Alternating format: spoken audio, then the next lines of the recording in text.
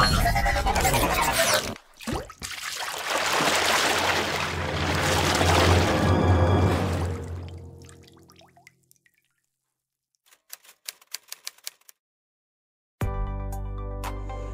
teman-teman, nama saya Dandi Febriansyah dari kelas 2 PAID akan mencoba menjelaskan tentang sejarah masa kejayaan Islam pada dinasti Abbasiyah dan dinasti Umayyah.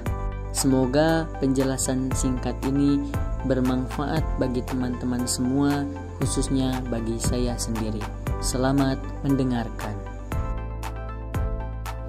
Assalamualaikum warahmatullahi wabarakatuh. Alhamdulillah wassalatu wassalamu ala rasulillah amma ba'du.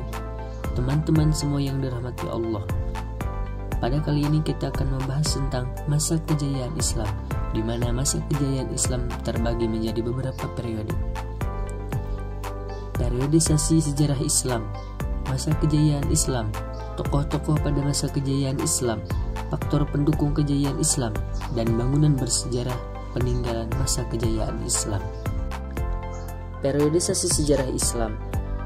Harun Nasution dalam buku Islam meninjau dari berbagai aspek, membagi sejarah Islam menjadi 3 periode besar, yaitu sebagai berikut. Periode klasik, yaitu tahun 650 sampai 1250, yaitu pada masa kemajuan Islam, terbagi menjadi 2 fase, yaitu fase ekspansi integrasi pada tahun 650 sampai 1000, dan yang kedua fase disintegrasi, yaitu tahun 1000 sampai 1250. Yang kedua, periode pertengahan, yaitu tahun 1250 sampai 1800, yaitu merupakan fase kemunduran Islam. Terbagi menjadi 2 fase, yaitu fase kemunduran pada tahun 1250 sampai 1500 Masehi, dan fase munculnya ketiga kerajaan besar, yaitu pada tahun 1500 sampai 1800. Yang ketiga, periode modern pada tahun 1800 dan seterusnya. Periode modern merupakan periode kebangkitan umat Islam yang ditandai dengan munculnya para pembaharu Islam. Masa kejayaan Islam sekitar tahun 650 Masehi sampai 1250 Masehi, yang sering kita sebut periode klasik, muncul 2 kerajaan besar Islam, yaitu Daulah Bani Umayyah yang sering kita sebut Bani Umayyah, dan yang kedua Daulah Bani Abbasiyah yang sering kita sebut Bani Abbasiyah. Daulah Bani Umayyah, kemajuan ini ditandai dengan luasnya wilayah kekuasaan Islam dan berdirinya bangunan-bangunan sebagai pusat dakwah Islam. Ibu kota Bani Umayyah yaitu berada di 2 tempat. Yang pertama Umayyah I di Damaskus dan Umayyah II di Cordoba atau Spanyol. Nama dinasti ini dirujuk kepada Umayyah bin Abu Asyams, kakek buyut dari khalifah pertama Bani Umayyah, yaitu Muawiyah bin Abu Sufyan. Daulah Bani Abbasiyah, kemajuan ini ditandai dengan pesatnya perkembangan ilmu pengetahuan. Ibu kota Daulah Bani Abbasiyah yaitu berada di kota Damaskus yang sekarang berada di negara Irak. Bani Abbasiyah dirujuk kepada keturunan dari paman Nabi Muhammad, yaitu yang termuda, yaitu Abbas bin Abdul Muttalib. Khalifah pertamanya yaitu Khalifah Abu Abbas As-Saffah. Tokoh-tokoh pada masa kejayaan Islam. Di bawah kepemimpinan Bani Umayyah dan Bani Abbasiyah, Islam mengalami kemajuan yang sangat besar, yaitu ditandai dengan munculnya para ulama, para pemikir, dan para cendekiawan. Di bidang filsafat terdapat Al-Kindi, Al-Farabi, Ibnu Rushd, Al-Ghazali, Ibnu Sina yang juga terkenal sebagai seorang dokter. Di bidang kedokteran ada Jabir bin Hayyan yang sering kita kenal sebagai bapak kimia, Hunain bin Ishaq, ahli mata, Ibnu Sina, bapak kedokteran modern, Ar-Razi, ahli campak dan cacar. Bidang matematika, Umar Al-Faruqan, arsitek kota Baghdad, dan Al-Khwarizmi, penemu Al-Jabar. Di bidang astronomi ada Al-Farazi, penemu Arsitolub. Di bidang fikih ada Imam Abu Hanifah, Imam Malik bin Anas, Imam Syafi'i, dan Imam Hambali. Di bidang tasawuf ada Hasan Al-Basri, Rabi'ah Adawiyah, Imam Al-Ghazali. Di bidang tafsir yaitu Abdullah bin Abbas, Abdullah bin Mas'ud, dan Sa'id bin Jabir. Dan di bidang hadis, Imam Bukhari, Imam Muslim, Ibnu Majah, Abu Dawud, At-Tirmizi, dan lain-lain. Beberapa tokoh pada masa kejayaan Islam. Kita akan sedikit mengulas tentang beberapa tokoh pada masa kejayaan Islam. Di antara lain yaitu Ibnu Rushdi, lahir di Cordoba, Spanyol pada tahun 520 Hijrah dan wafat di Maroko pada tahun 595 Hijrah. Beliau menguasai ilmu fikih, ilmu kalam, sastra Arab, matematika, fisika astronomi, kedokteran, dan filsafat. Karya-karya beliau antara lain kitab Bidayah Al-Mujtahid atau kitab yang membahas tentang fikih. Selanjutnya yaitu Al-Ghazali. Nama lengkap beliau adalah Abu Hamid Al-Ghazali. Lahir di desa Ghazalah, dekat Tus, Iran Utara pada tahun 450 Hijrah dan wafat pada tahun 505 Hijrah di Tus juga. Beliau dididik dalam keluarga dan guru yang zuhud, hidup sederhana dan tidak tamak terhadap duniawi. Di antara bukunya yang terkenal yaitu Ihya Ulumuddin, yakni membahas masalah-masalah ilmu akidah, ibadah, akhlak, dan tasawuf. Selanjutnya yaitu Al-Kindi. Nama lengkap beliau adalah Ya'qub bin Ishaq Al-Kindi. Lahir di kota Kuffah pada tahun 805 Masehi dan wafat di Baghdad pada tahun 873 Masehi. Pakar di bidang filsafat, logika, astronomi, kedokteran, ilmu jiwa, politik, musik, dan matematika. Selanjutnya yaitu Al-Farabi. Nama lengkap beliau adalah Abu Anas Muhammad ibnu Tarhan ibnu Uzlaq Al-Farabi.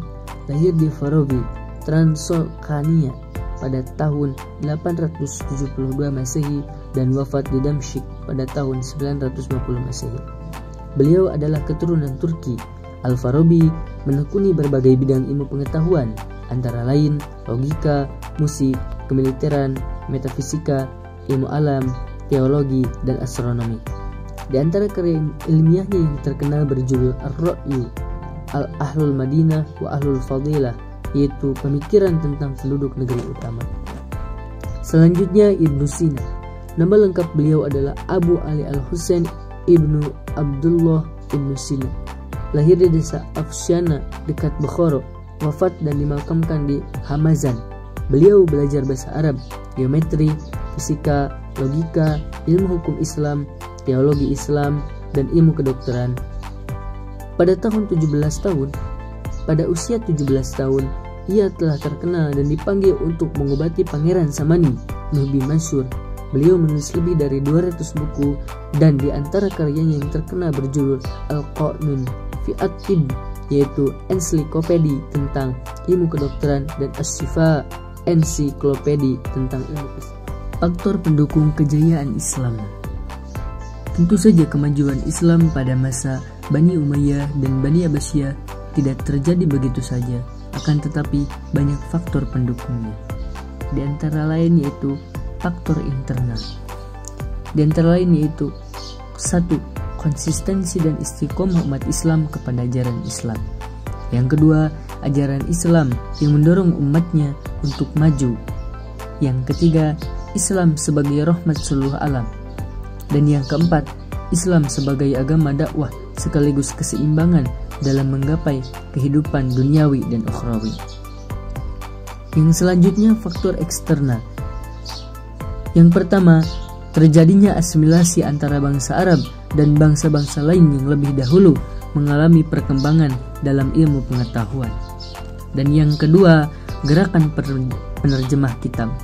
Pada masa periode klasik, usaha penerjemahan kitab-kitab asing sangatlah giat dan pengaruh penerjemah tersebut dalam perkembangan ilmu pengetahuan umum, terutama di bidang astronomi, kimia, filsafat, dan sejarah. Selain dua faktor pendukung di atas, faktor pendukung lainnya yaitu adanya gerakan ilmiah dan etos kerja dari para ulama, yaitu faktor pemikiran para ulama. Di antara lain sebagai berikut. 1. Melaksanakan ajaran Al-Quran secara maksimal. Banyak ayat Al-Quran yang menyuruh kita untuk berpikir maksimal untuk mendalami ilmu pengetahuan dan juga ilmu agama. Yang kedua, melaksanakan isi hadis. Banyak hadis yang menerangkan bahwa wajibnya hanya menuntut ilmu, bukan hanya menuntut ilmu agama, tetapi ilmu pengetahuan umum juga. Dan yang ketiga, mengembangkan ilmu pengetahuan dengan ijtihad dan ilmu pengetahuan, di mana banyak para ulama yang lahir sebagai ilmuwan-ilmuwan dan cendekiawan-cendekiawan, di antara lain ilmu fikih, ilmu tasawuf, tafsir, dan lain-lain.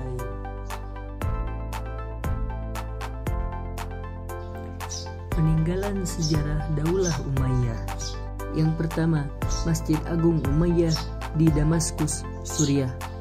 Yang kedua, Dome of the Rock, Masjid Kubah Batu di Yerusalem, Palestina. Dan yang ketiga, Istana Alhambra di Granada, Spanyol. Peninggalan sejarah Daulah Abbasiyah. Yang pertama, bekas Istana Daulah Abbasiyah di Baghdad, Irak. Yang kedua, Al-Mustansiriyah, universitas tertua peninggalan dinasti Abbasiyah di Irak. Dan yang ketiga, Masjid Samara, terletak di Samara, Irak. Sekian, semoga bermanfaat. Selamat belajar. Assalamualaikum warahmatullahi wabarakatuh.